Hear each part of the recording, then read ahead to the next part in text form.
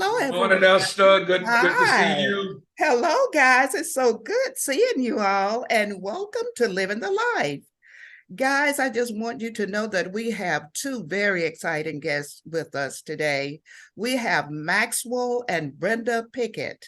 They are with the Wilson Pickett Jr. legacy. And let me make certain I have these titles correct. Maxwell Pickett is the CEO of the Wilson Pickett Jr. legacy. Am I correct? That is correct. Okay. And Brenda Pickett is the executive assistant of the Wilson Pickett Jr. legacy, LLC. That So is correct. welcome to both you guys. I'm super excited. So please forgive my exuberance, if you will. Well, we are equally excited, and we thank you so much for Oh, wow. It's so great to have you guys. So, getting started with the questions, I would just like to ask you a few things, and you can interject at any point in time, anything you would need to want to add or expound on. And I have a tendency to be really wordy, so That's okay. heads up. You got to put a check on me, okay? Okay, so let's start out with the first question. Okay, so you told me it's okay that I address you, Maxwell, as Maxwell. That is correct. That'll be wonderful. Very good. Can you share a little about your background? Okay, we'll be happy to. And I think I'll allow Brenda to go first because ladies are always supposed to be first. Oh, I love that. Yes, we're first. Well, thank you, Maxwell. And Esther, it is such a pleasure to speak with you always. Oh, wow. Oh, look, I am probably one of your biggest fans. Oh my goodness. I'm serious. Look, I know for what little is not known, I know that you do so much and you're living in a way that is very admirable. My just goodness. Trying new things and taking life on and the challenges of life. And so it's a pleasure. Always, cuz. I love that. Oh my goodness. For the little time that we spend together. Yes. Like spirits whenever you encounter them. Absolutely. Absolutely. I admire you guys. You guys are my mentors. Well, thank you. Well, look, this is my very first interview, so be patient. Really? Oh, okay. You're doing excellent. Well, thank you. Max is always there. My title as executive assistant is really a professional title, but I'm really just wifey. And I am really always just here to support Max in whatever he does. Awesome. He's always just been a strong leader in our household, among our children, our family, our relatives, and, people that know him. And yes. My time is well spent in just being very supportive and, giving whatever kind of input I can give. That is awesome. A little about my background. I am the oldest of 4 children. I was born in Monroe, North Carolina. My father was in the military, and so we ended up traveling. And I left North Carolina at the age of 12, and I lived in Germany for 6 years and ended up graduating there. But I also met Max there. And so he was in the military. And as a result of that, we married now for 53 years this year. We'll be married for 53 years. Wow. Are you serious? Yes, that's correct. Congratulations. I'm going to say happily married. Yes, I can see that. I admire you guys. Yeah, really. It's amazing to me when I look back and see that, we spent 53 years in marriage together, not on, real years. Real years. Some hard times, but we done got past mostly all the rough edges now. But I'm the proud mother of 3 children. Okay. Angela, Mickey, and Marvin.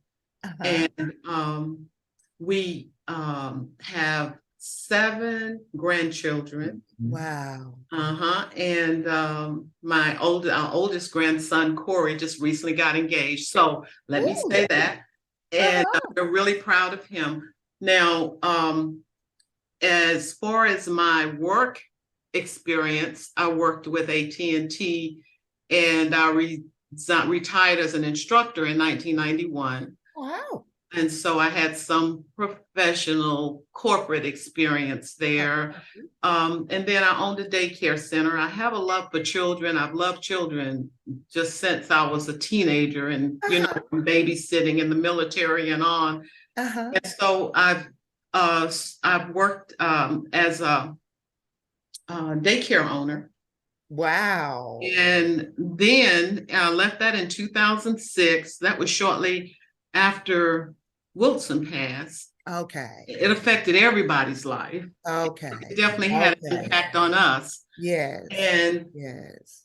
After that, I have, since that time, I served in ministry with children, you know, as a director in ministry, and I still have a great love for children. I've always had a passion for children. And so, and that's pretty much my background. That's remarkable. It is. It seemed to fit your personality too, because you're so embracing, you know, and I know when I was just down, I know you guys going to get into this. I'm getting ahead of myself. But when I was down, when I saw you guys at the festival, you guys just exudes love and acceptance. I mean, all the people that were there, you make everybody feel like we were kings and queens. So yeah, that fits you very well, that title, you know, with the children and what you're doing now. So, oh my goodness, I congratulate you. I congratulate you. Well, let me just say this, and then I'll turn it over to Max. Above all of that, I have an extreme love and respect for God. And that is a walk that I am taking more seriously now in my life than ever. It's been there. I since the 70s, I guess, you know, since about the 70s. And it has been something that has continued to increase. But right now, I'm like at the place where, Lord, it's all of you right now, to the best of my ability. You know, I just want to give him my all. I love it. That's why you guys are so successful. Oh, yes. I love that. It has everything to do with it. Yes. Okay, Max, I'm done. All right. Well, I know she hit on a lot of the high points because of time frames. I know she couldn't get into a lot of the fine print stuff, but Brenda is, I don't know, there's nothing that I have ever done or accomplished or could do or could accomplish except her working right alongside me and with me. And we kind of cause each other to kind of, but our wheels turn because of each other. I love that. And we complement each other so well. A lot of her, my weak suits is her strong suits, and a lot of her strong suits are my weak suits. And so when we pull ourselves together, we complement each other so well. Awesome. Awesome. Well, all right. Let me say a little bit about myself. Of course, I was born in 1948 as one of 11 children to Lena Wilson Pickett Sr. and Lena Jackson at the time. And I was born in Prattville, Alabama. I attended Targa County Elementary School. Okay. And later I attended North Highland Junior High and North Highland High School. I graduated in 1966. I was a classmate of none other than Esther Harris. Yes. I love it. Esther was an extremely serious student. She took her work very serious. She put her mind, her heart, her soul, and her spirit into what she was doing. I was a person that loved to have fun. And I wasted a lot of time having too much fun.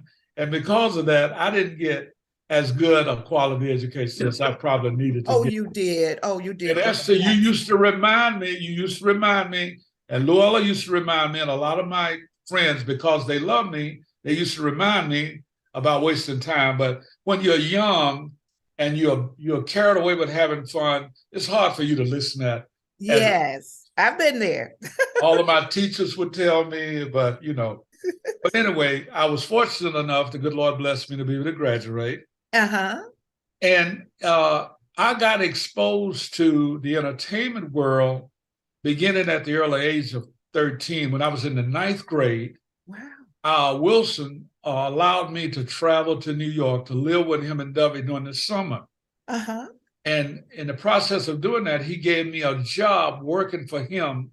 And I would travel on the road with him and work as a valet. And a valet is pretty much like a person that helps him to handle the clothes, the wardrobe, the shoes, help to setting up the equipment and breaking down the equipment and,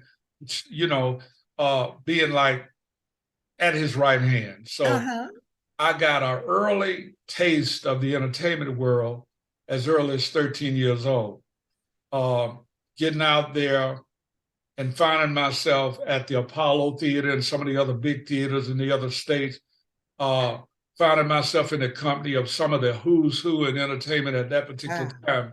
They all was beginning their careers, the Supremes, the Temptations, and all these people. These was young folks just getting started. They wasn't the big who's who like we know. But mixing and mingling with those people, and here I am, a little country boy from the South, and I was quiet as a church mouse. I was afraid to talk much because, I didn't think I was supposed to be saying nothing, And Wilson used to ask me, why are you so quiet? Why you don't ever talk? I said, I'm afraid. I didn't want to say I was afraid, but I was afraid to be talking. But anyway, that was the beginning of everything. And then, of course, I graduated from high school. About 7 months after I graduated, I was summoned by Uncle Sam, and I was drafted. Okay, so I had to go into the military and do my time. I did 2 years. Okay. And while I was stationed in Germany, Brenda mentioned earlier, is not only did I meet Brenda there. Oh, wow. I fell in love with her and started a long-term relationship with her. But Wilson also had an opportunity to come to Germany, and he played Germany. And while he was there, me and a couple of 2 or 3 of the other sergeants that was my friends, we went to the show. And he let me know while he was there that he wanted me to hurry up and get out of the military, that he needed to be back out there with him. Okay. That he did not want me to re-up. He wanted me to come on out because he needed me to go back to work for him. And so after my time was up, I went ahead and I ETS, I got out, right? I ETS in January of 1970. Well, I went back to work for him full time, and I worked for about 7 months until July. Okay. Well, between the time I got out in July, there came a time when I had a meeting with Wilson, and I told him that I had met this girl in Germany and I had fell in love and I wanted to marry her. I wanted to get off the road and get me a regular job and start living like what I felt like was a regular life. Oh, a real man. Real man.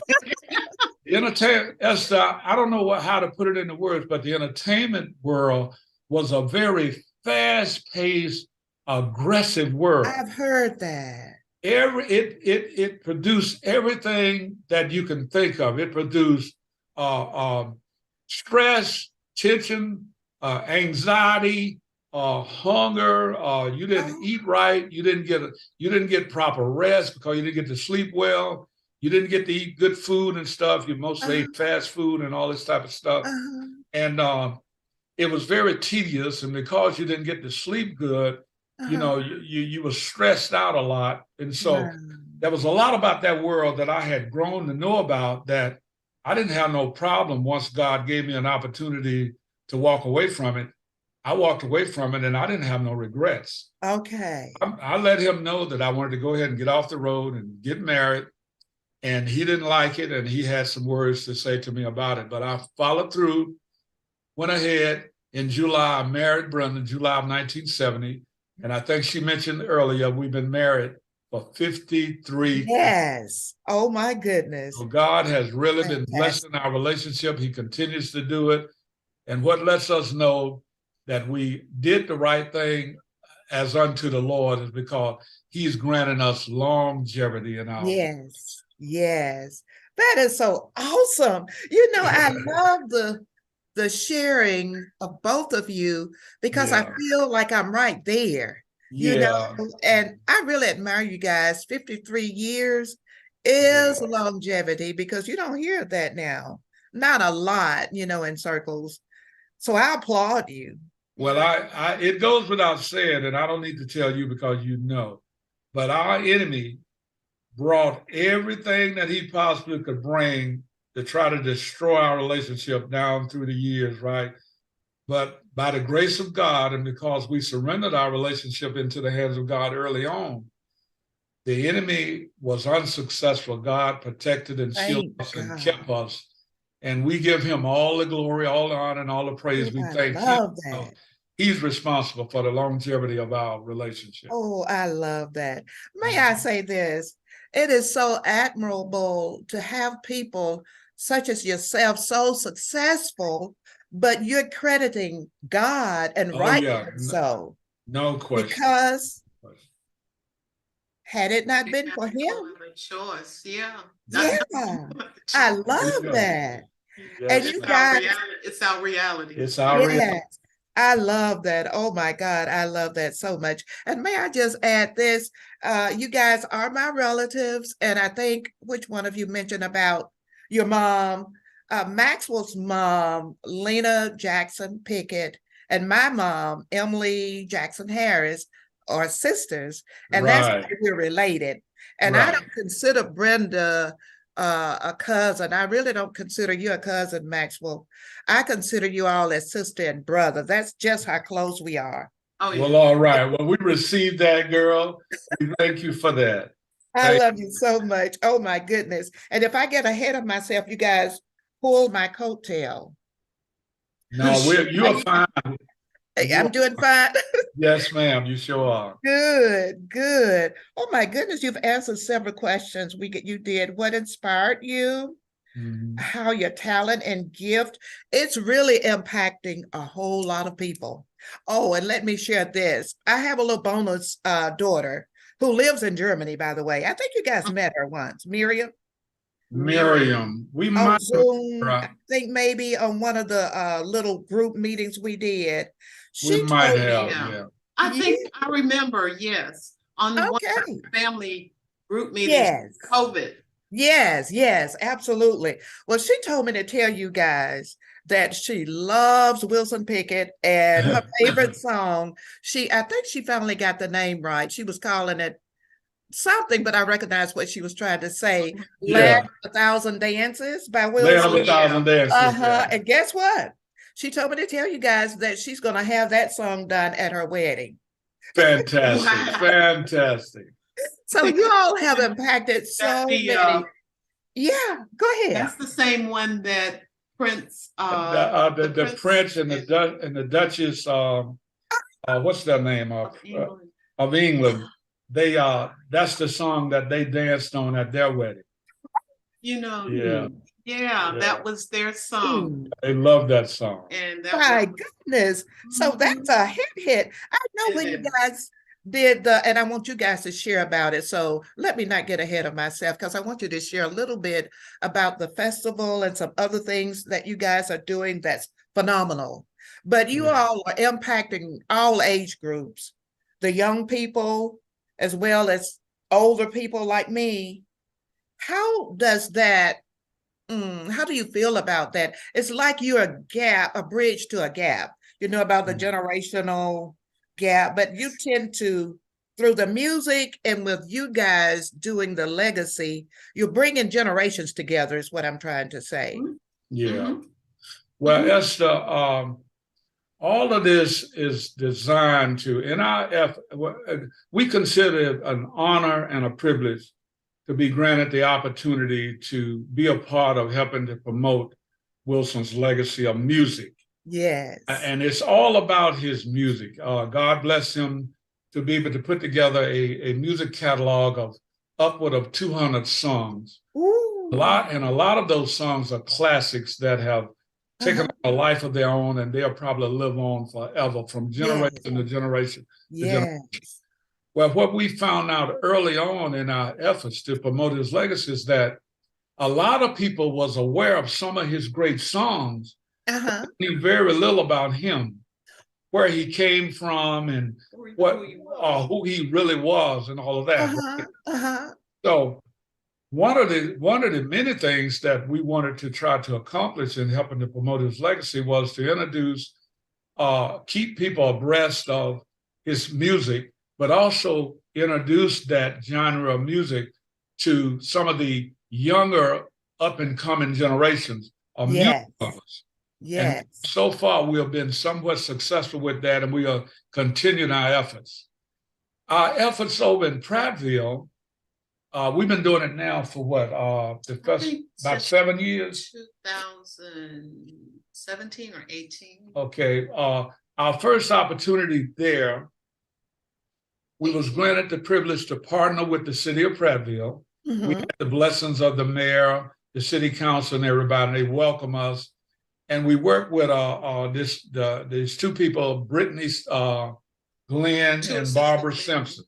Oh. They are the mayor's representative there in Prattville. Okay. We put together that first festival activity, and it was a success. And so after that, we from that year on, we meet with them every year. We do planning and preparation from the time the festival begins and ends.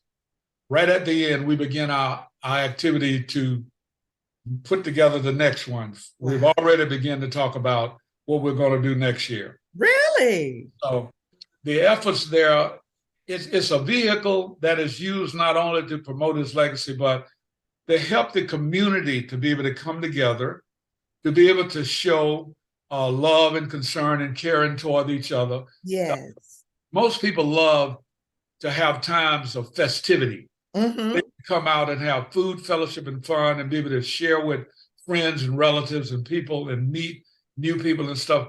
This gives everybody an opportunity to do that. Yes. And it also gives us an opportunity to make people aware that Wilson was a hometown boy, born and raised right there. He left and went off and made good of himself, did well. He did. Yes. And even though a lot of the things that I was made aware that he desired to be able to do during his lifetime, because his life was cut short, he didn't get to accomplish a lot of things. And a lot of those things are deep in my heart, and I'm trying my very best in promoting and handling his legacy to try to cause some of those things to come to fruition. That's interesting. And Brenda want to add. Yeah, go ahead, Brenda. Sure. I know that Max has a tremendous love and respect for his big brother, for Wilson.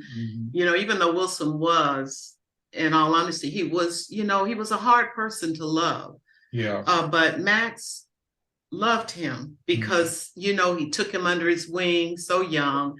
And he's always been proud of him, even though, there were a lot of things that he wasn't proud of. But it was he was a giant always in Max's eyes. And Max realized at the end of Wilson's life that Wilson had a lot of regrets. We all fall short. Yes, we do. And he certainly fell short. And in that, he tried to pull things together that he could. He sort of arranged to get his life in order, get, his children as he decided to do it, in order, and have he wanted Max to manage, be a part of managing it. Yes. But at the same time, he has shared with Max before, there were various groups that have gone to Wilson to look for help when he was doing good. But Wilson had this thing where he didn't want to help nobody because that was the nature of the demons he was dealing with. Okay. But he could later in life look and felt like these are things that I should have done and I could have done, And so when Max began to help promote Wilson's legacy, one of the things that motivated him the most was to try to keep that music alive, because like he said, a lot of people, young people that heard that music, even in families, my family, like they were like, I heard that. I didn't know that was Wilson Pickett. Yeah. Know the music, but I didn't know that's who it was. And so he wanted to promote that to the new generation, that people can know and maybe learn some things from Wilson's experience, but also to be able to try to be supportive of some of the new artists that are coming up, young people that are coming up. Mm-hmm. So even before the festival began, he had began to focus on trying to help young people. So there were some things that he had arranged, like at Spelman College and Morehouse here, where different attorneys that were in the music market would come in and they would gather and they would do a speech to young kids, not a speech, but, educate them about the music industry or the arts industries.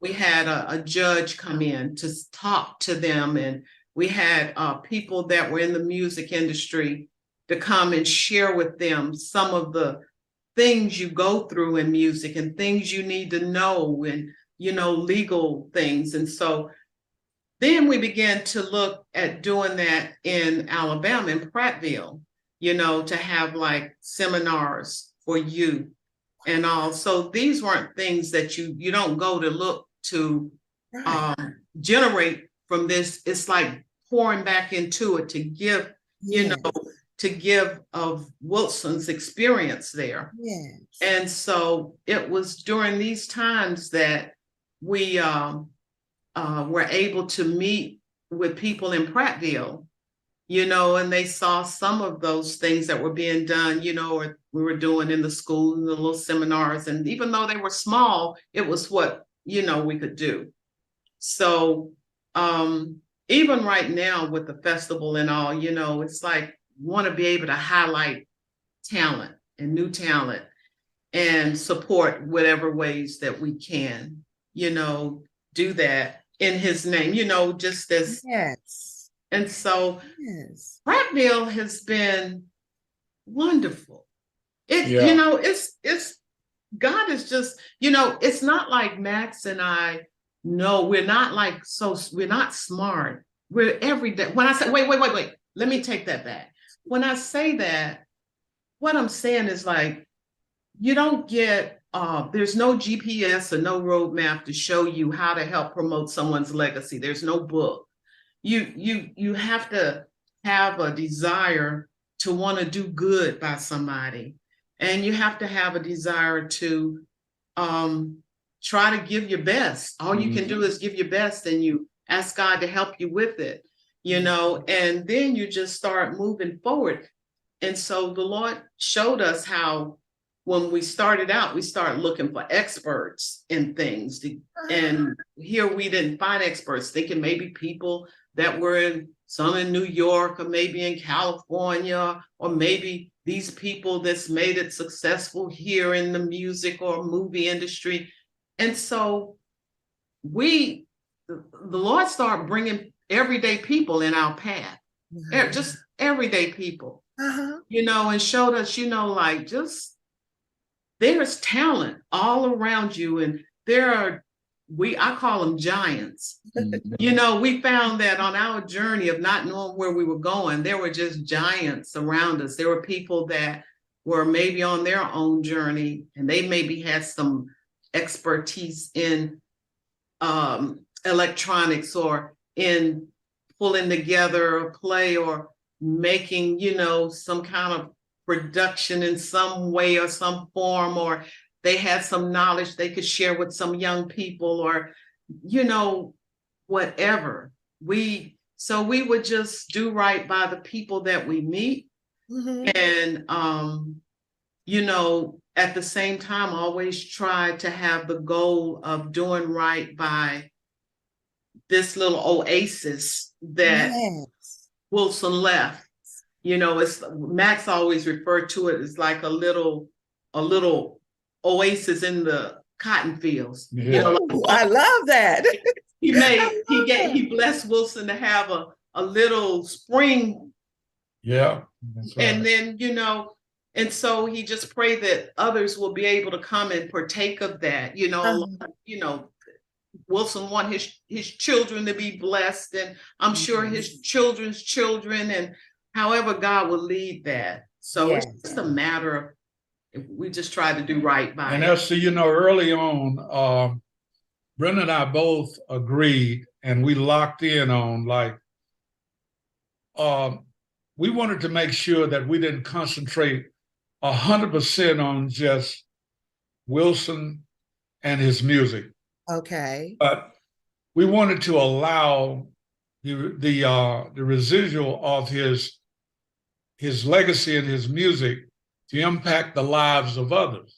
Okay. I was able to witness early on in my time with him as a young man how there came times when Wilson was riding high on the charts. He was making hit after hit after hit.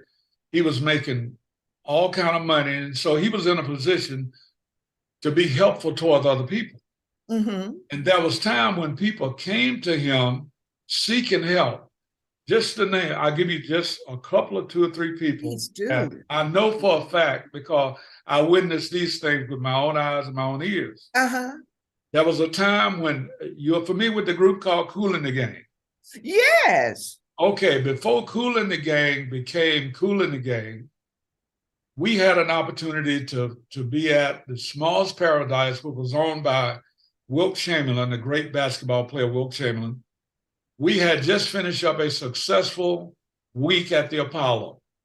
And Wilt Chamberlain gave Wilson a birthday bash at Small's Paradise in Harlem. Surprise birthday, well, it wasn't surprise because he had invited all the stars that was on the show, and they pretty much showed up there. And the group that was playing as the house band was this group called Kool and the Gang, but they had another name at the time. Okay. And so while we was there celebrating Wilson's birthday, Wilson heard that band play, and he was just blown away with how good they were. Well, during the course of the night, the leader of that gang, that band, and a couple of the other guys came over to Wilson's table. I'm sitting there, Wilson's sitting there, a lot of other people sitting there, and they let him know that they would like an opportunity to come to talk to him about the possibility of representing them or having some input into their career.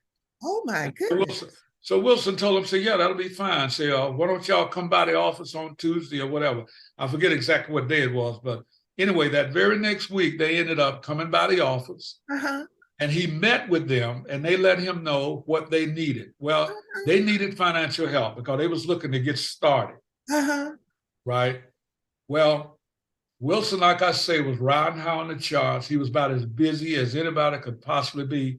His life was totally and completely wrapped up in his own career. So he didn't have the vision at that time to be able to see how good it would be to help somebody else. And to have input in their life. So to make a long story short, he ended up not helping them. Well, history shows that they turned out to be one of the premier groups ever played.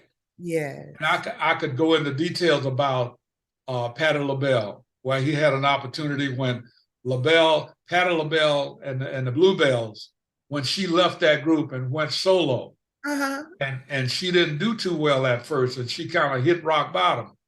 She needed a fresh start. And she solicited Wilson to help her financially to be able to get that fresh start. And he didn't do it.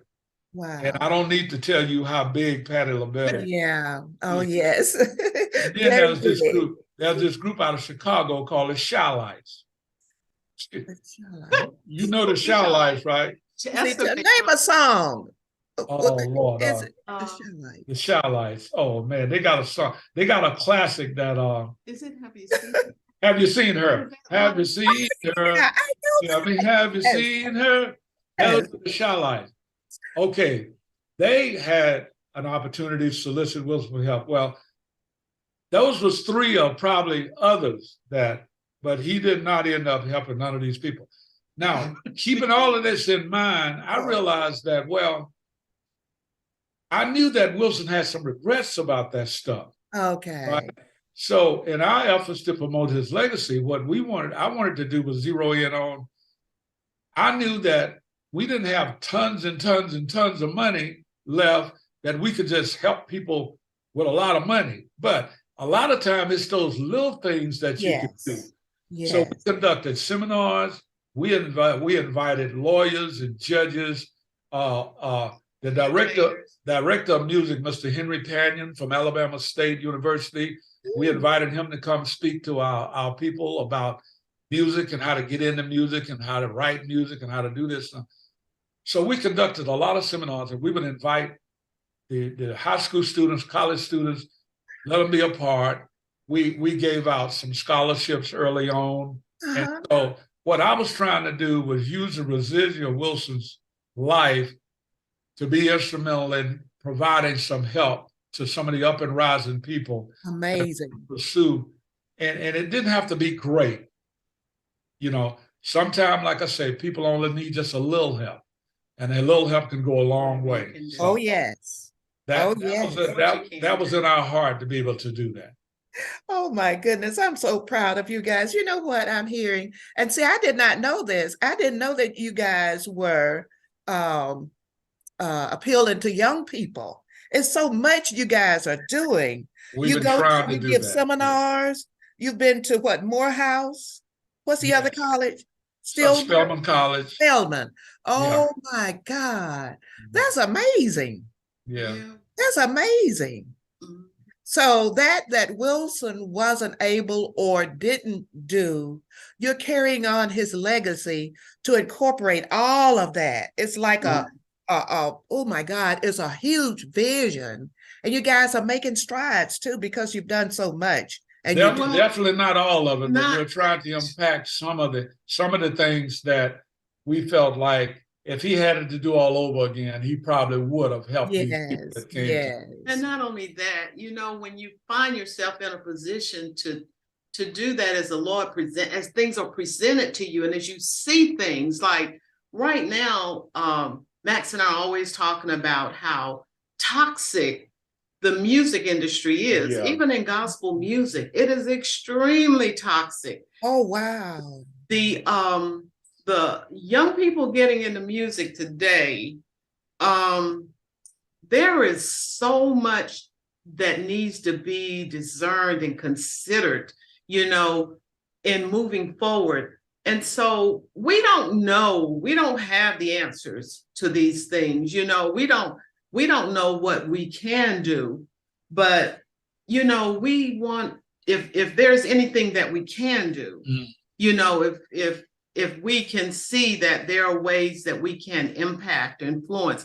It's like they need to be educated today on the traps. The traps today are deadly and they are very toxic, you know, on your mind, your spirit, on it, because money and just the, you know, money and just the things that are controlling the industry today are just phenomenal. They can be overwhelming, you know, can just be there's so much influence, so much negative influence. So, you know, we don't know what we can do today.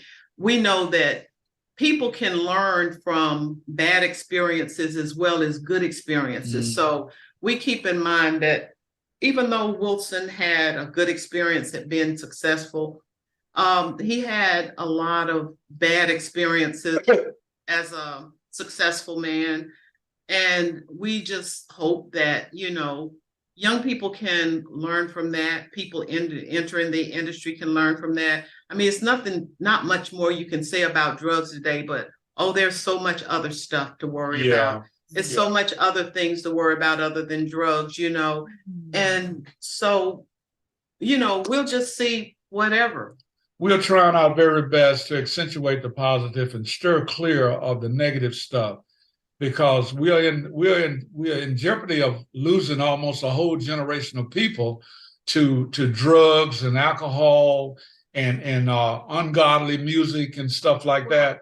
You know, we got to be very careful that the things that we do influence for righteousness and not you know, just become a part of the world and blend in with the world, and people not be able to tell any difference between what we're doing and what the world is doing and stuff like that. We're trying our very best.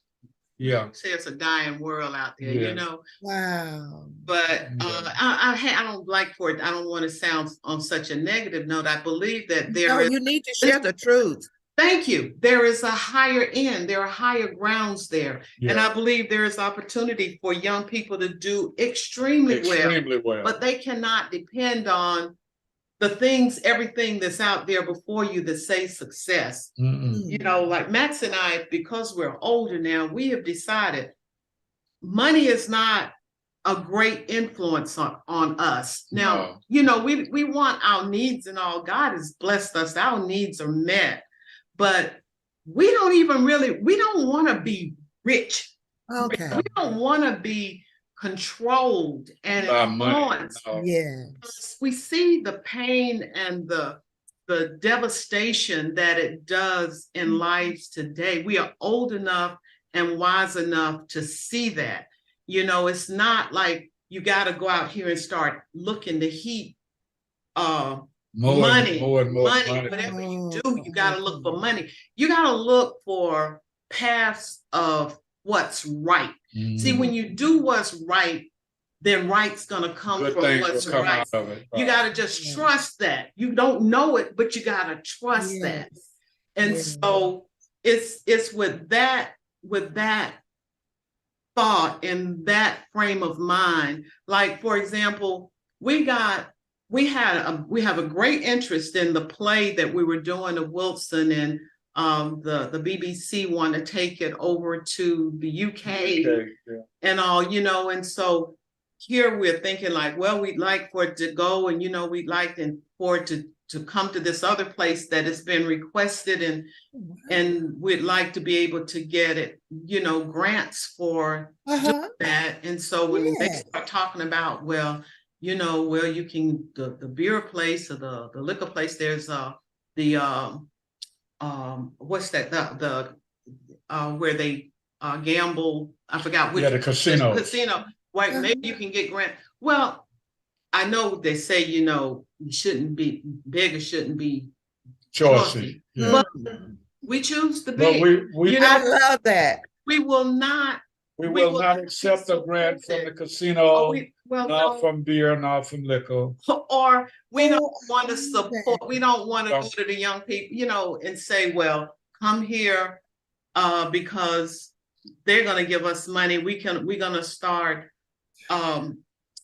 advertising liquor and gambling to young people and families. We won't do it. So some things, you know, we just say we won't do.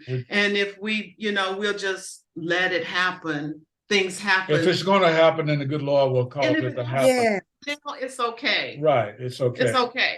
So that's where we live. You all are incredible. You know what? No, we're not.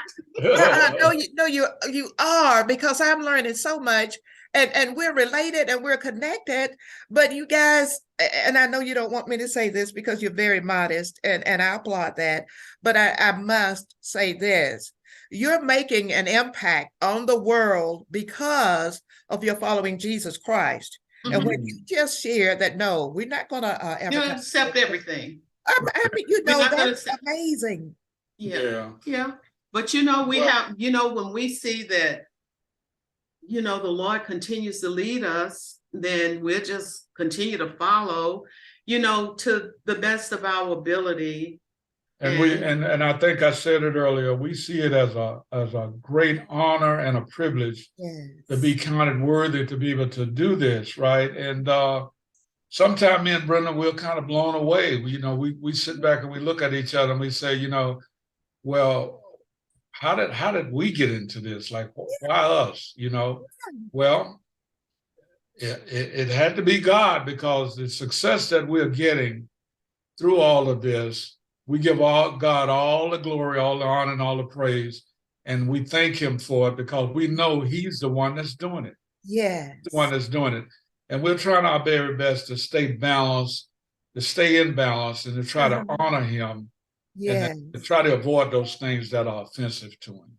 And I see it. I see it in you guys. I see it. I hear it. I could feel it. It's just, oh my God. It's an outpouring. Even across this digital platform, I can feel it. And at the festival, I looked at you guys. I said, my goodness, y'all have a servant's heart. Yeah. I'm looking at you serving the people. You know, you could have been wanting people to come and serve you. You made us feel that we were guests, and it was astounding. You know, you made sure I was okay. Not just me, not just family, but everybody. I said, wow, you know, and you are my mentors. It exemplifies God character. So that's the way I want to be. We are each other's mentors. Yeah. Oh my goodness, guys. Well, I do appreciate that. But I just talk about you all the time. And I'm so glad that God blessed me with such beautiful relatives. And if I could do anything, you guys got it going on. But if I can volunteer, like I was sharing with you guys before the festival, I say, hey, you know, I can do the cleanup. Y'all need to clean up, set up, I'll do whatever. So whatever you guys need, I'm here. And that's from my heart. Well, believe me, I heard you the first time when you said that, and I will definitely keep it in mind. And please do. If there's ever a need, and I know you can fit that need, yes, please call on you. Please do. I'm here. I'm available. All right. I just love you so much. And as we begin to, let me make certain that you've answered everything. Is it anything else you guys would like to share with us? Well, the last question there, what advice would we give to others who aspire to do what we're doing? Okay. Now, one of the things that we have found out, Esther, in our journey, it's not all about Max and Brenda, and it's definitely not all about the fact that we have all of this talent to do what we are doing, right? Yes. Because we don't. Wow. Brenda said earlier, before we even got online, she says, you know, the things that we've been doing, it's a walk of faith. It's a walk of faith. It's believing and trusting and have faith in a power of influence that we know that we possess by the Holy Spirit that leads, guides, and directs us in all that we do if we welcome him to do it. And we welcome him at every turn. The word says there's nothing too great nor too small to ask of God. I love it. To ask of him whatever we have need of. Yeah. But we don't hesitate to do that. Yes. What we found is key, Esther. Networking is key in what we are doing. Wow. Seeking out and surrounding yourself with people of like spirits, like minds, trustworthy, that have expertise in the area of needs that you have need of, and trusting them to be able to aid and assist you and help you to do and accomplish those things that you're pursuing. We have taken on that type of attitude and spirit. God have blessed us with some tremendous people, and we call them now part of the family of the Wilson Pickett Jr. legacy, because that's the way we view them. They're part of our family now. I love it. Wonderful people, and almost every need that we have in every area, God has been able to direct those type of people into our life, and we get everything that we need to have done. Wow. I mean, it is just truly amazing. I can't put it into word. Only by the Spirit can I just tell you that God just meets all of our needs. He just meets them. I can tell. And the Bible says, if you delight yourself in the Lord, he will grant you the desires of your heart. Yes. A lot of things we think about. We have a desire in our heart, and we don't dwell on it. We just leave it with God. And lo and behold, we look around a couple of years later, he done did it. He done did it. We look back on it and we say, he did it. God. I'm telling you. And that's just the way things has been happening for us. So that's the key. The advice that we would give is to seek out and surround yourself with people of like spirit, like mind.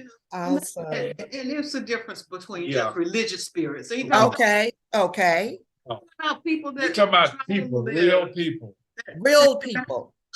Real people. Real people. I love it. Oh my God. You all are so, you know what? I'm reminded now, and I'm thinking about Esther in the Bible. You all have come along for such a time as this. Yeah. God needed you guys on the scene because he knew what would transpire. Yeah. And that's why you all are so successful. And I know even before we started this interview, you prayed. And I love that because I see where your hearts and your minds are. And I just pray that God bless you, continue to bless you guys bountifully.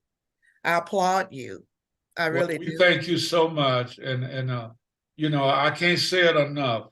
We thank you so much for allowing us to do this and to be a part of what you are doing. And we applaud you. Oh, and we're going to pray that the good Lord keeps his hand on you and keep producing the great work that he's producing through your life, because your life is having an impact on a lot of people. Oh my goodness. We don't know who we be influencing through our life, but God knows. And he stirs up his spirit in us and causes us to do things because he wants other people to partake of what is going on in our lives. So that happening through you, Esther, and we're so grateful. Oh my God, thank you. Oh my God, thank you so much. I agree with that 100%. And if I could say something, about what's taking place right now and the impact that I would love to see, if you know what God is doing with Prattville. There's a lot to be said about the reception that we have received there thus far. Now, we don't know where that's going to go. You know, it is a fact that Alabama has a very controversial. That's true. It's a fact that Black people have suffered under racism and these things. You know, that it's still there. There's so much going on still that's so alive. But I sense a desire, or I see the possibility of people coming together. Now, there is a lot of resistance when it comes to recognizing a Black man today, you know, or to give honor to them. I mean, when I say that, I would say, like, if it was a white man that was famously known, like a Elvis Presley, someone like, you know, someone that had great talent that came out of a small town, it would be a very normal thing for him to be highly recognized, you know, in this small town or something like that, especially if he was internationally known or, you know, a Hall of Famer or something like that. And so you would expect the same thing. You would not expect the same thing of a Black artist like Wilson Pickett that came up out of the cotton fields there. So I say that to say that I've just been so, I've